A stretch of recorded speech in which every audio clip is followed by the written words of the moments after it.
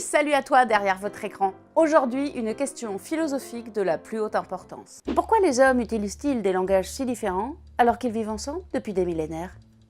Combien je vaux? Et toi? How much do you coûter? Alors toi, je sais pas, mais moi, je suis inestimable. 3 millions. 3 millions. Toi, ça fait cher le mètre carré de Colombo. Eh oui, chaque Français vaut 3 millions d'euros. C'est en tout cas ce qui ressort d'une étude commandée au CNRS en 2013 et que le gouvernement français a adoptée. Donc si je veux t'acheter, je donne 3 millions à qui? À ta mère? 3 millions, c'est en quelque sorte le prix que l'État est prêt à dépenser pour sauver une vie. Ça sert notamment à prendre des décisions pour la sécurité routière. Faut-il, oui ou non, construire un rond-point sur cette route? Si la construction d'un terre-plein central, plus ou moins décoré avec goût, et communément appelé rond-point, coûte 1 million d'euros et permet de sauver une vie à 3 millions d'euros en 5 ans, faut-il, oui ou non, le construire?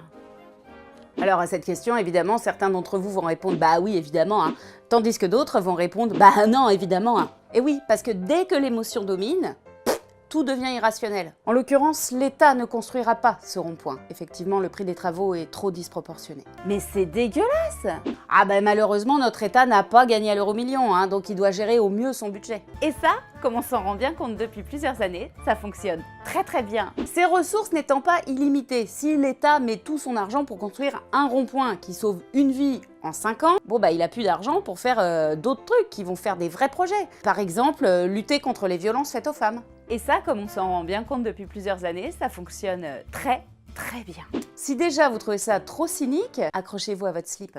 On a encore le droit à cette expression? Je ne crois pas, non. Parce qu'il y a pire, le prix de la vie estimé par les assureurs. Oh, les assureurs!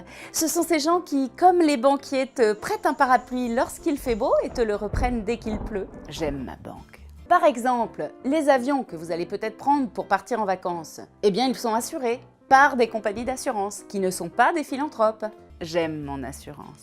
Leur métier, c'est d'imaginer combien coûte un risque pour pouvoir calculer le prix de la police d'assurance. Bien, si un avion se crache au-dessus de l'Atlantique, combien faut-il de Laotiens pour obtenir le prix d'indemnisation d'un Américain?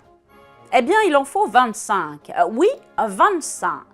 Pour les assurances, un Américain, ça vaut de toute façon beaucoup plus que toutes les autres nationalités. Oui, un Américain, ça vaut 3 millions de dollars. Alors que nous, les Européens, on vaut 1,5 million de dollars. Bref, soyons clairs, il vaut mieux se cracher en écho sur American Airways qu'en première sur Air Afghanistan. La classe sociale, les revenus, l'âge, le sexe, le métier, tout ça, ça conditionne le prix de la vie. Autant dire que toi, femme, mi-vieille, artiste internationalement reconnue mais que dans son quartier, tu perds grave des thunes.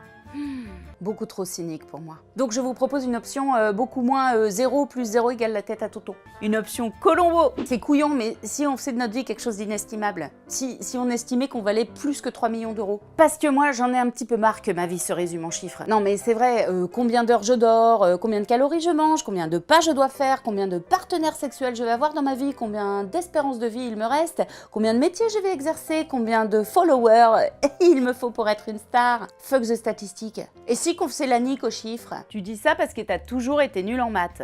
En s'appréciant et en appréciant les choses qui n'ont pas de prix. Tenir un bébé dans ses bras, caresser un chaton, aller balader son chien, respirer à plein poumon, lire, écrire, jouir, danser, écouter de la musique, cuisiner pour ceux qu'on aime, se remuer l'intelligence, regarder le ciel, le soleil, la mer et ta mère. Kiffer sa vie à fond. Histoire de dire que si aujourd'hui certains veulent savoir ce qu'elle coûte, nous, on va leur montrer ce qu'elle vaut.